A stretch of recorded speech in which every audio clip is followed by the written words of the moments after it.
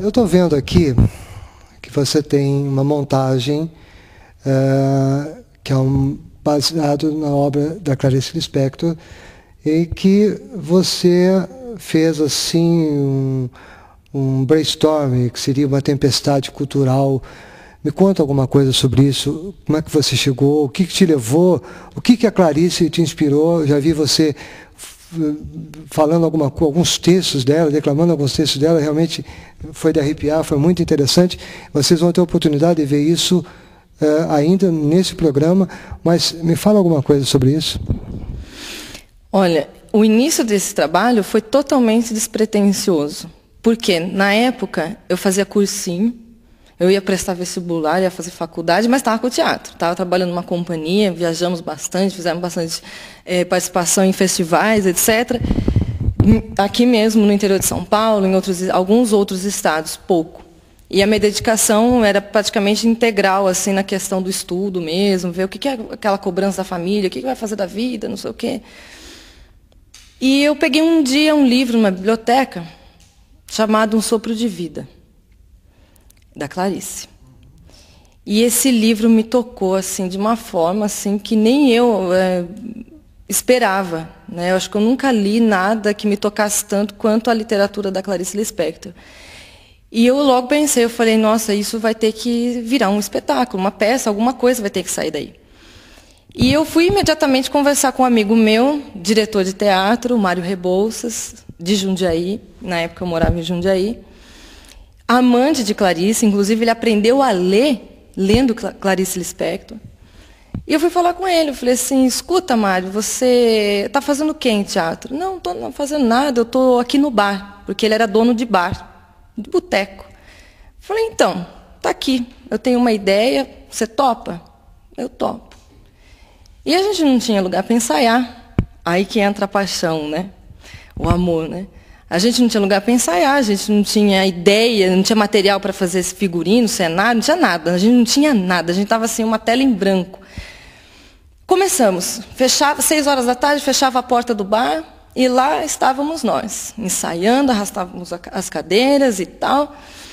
E aí foi o processo de criação. E ele sempre falava para mim, não é a Clarice, é você.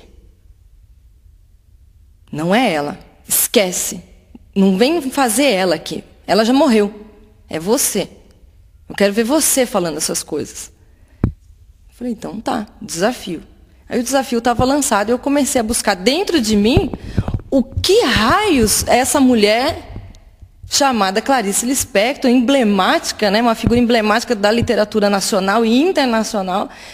O que nós ali tínhamos em comum? E aí que foi muito gostoso, porque a gente começou a criar o texto. Então, nós fizemos uma adaptação, a maior parte do texto fui eu que adaptei, uma outra parte, o arremate final ali, o fechamento foi o Mário. Nós trabalhamos juntos o tempo todo e nós fomos construindo o espetáculo a partir disso.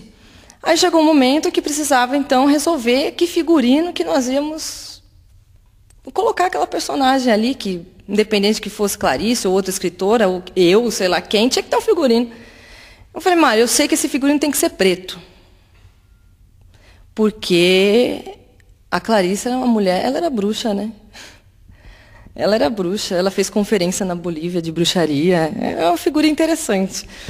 Ela era uma adepta do movimento da Wicca, né?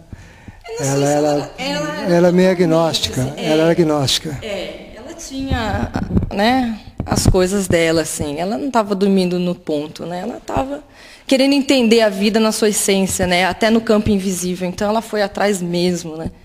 Sem medo. E aí eu falei, bom, se eu tenho toda essa história da bruxaria, eu falei, tem que ser alguma coisa preta. Tudo bem. E aí, conversei com ele isso, e à noite eu fui dormir, e durante a noite eu sonho com essa mulher. Ela me aparece com uma roupa preta, do pescoço até os pés, e eu só via no sonho as mãos dela, e um pouco do cabelo, né? E ela conversava comigo, explicava um monte de coisa, e foi engraçado, porque eu acordei, e eu só lembrava da roupa.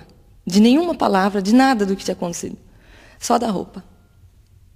Peguei essa ideia, falei assim, bom, é isso, muito obrigada, né? E fui lá numa costureira amiga minha, filha de Umbanda. Você vê, umas coisas vão se interligando. Falei, olha, a roupa tem que ser assim. Ela falou, tá certo, eu vou fazer para você. E fez, e a roupa ficou.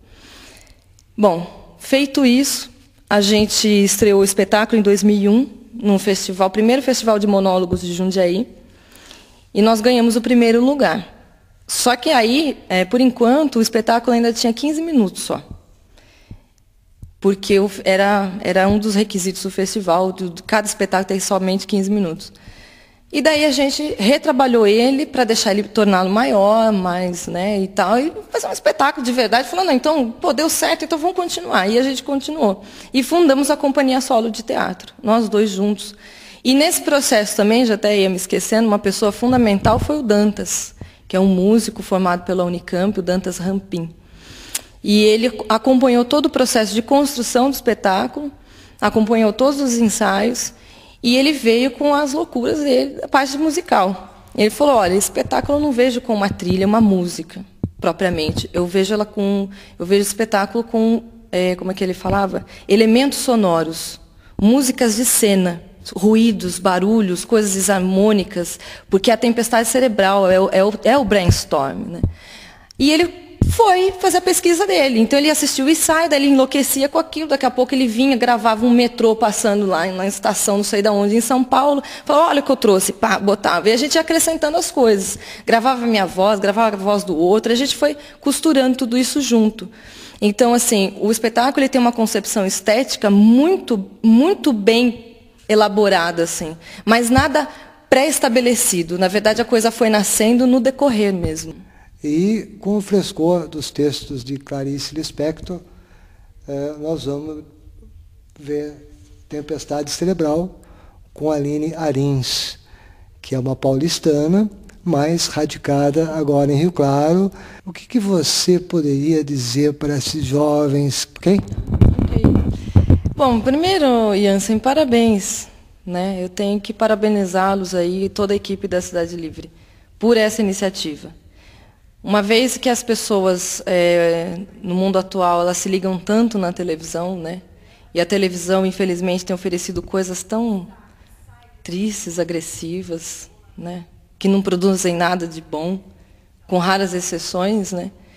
E já que elas não saem da frente da televisão, pelo menos, né, tem um programa que, vamos dizer assim, se destaca, sai desse meio, né, desse embolamento que ficou tudo e oferece realmente algo que vai colocar coisas boas dentro da cabeça das pessoas, né? E, quem sabe, até contribuir para uma futura formação de plateia, atrair as pessoas para o teatro, mais para o Centro Cultural, mais para o SESI, para os espaços alternativos que se tem por aí, que é essa que é a ideia. E isso eu falo porque assim, eu já quero pegar um gancho, inclusive, para entrar nessa questão, né? O que falar para os jovens? Jovens, né? Sejam teimosos. É isso que precisa, mais de teimosia.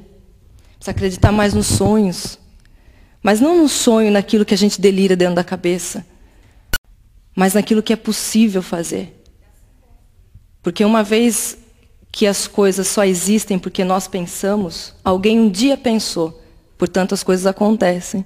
Se a gente começar a pensar coisas boas, as coisas boas acontecerão. Com certeza. Né? E assim construir, mas não só no pensamento, sair do campo do pensamento e ir para a ação. É ler coisa boa, coisas interessantes, bons livros, boas revistas, assistir bons programas de televisão, se alimentar bem, conhecer lugares, museus, cultura. Cultura é sempre bom. Conversar com as pessoas, sentar numa praça, não para ficar perdendo tempo, fazendo hora, para contemplar. É isso.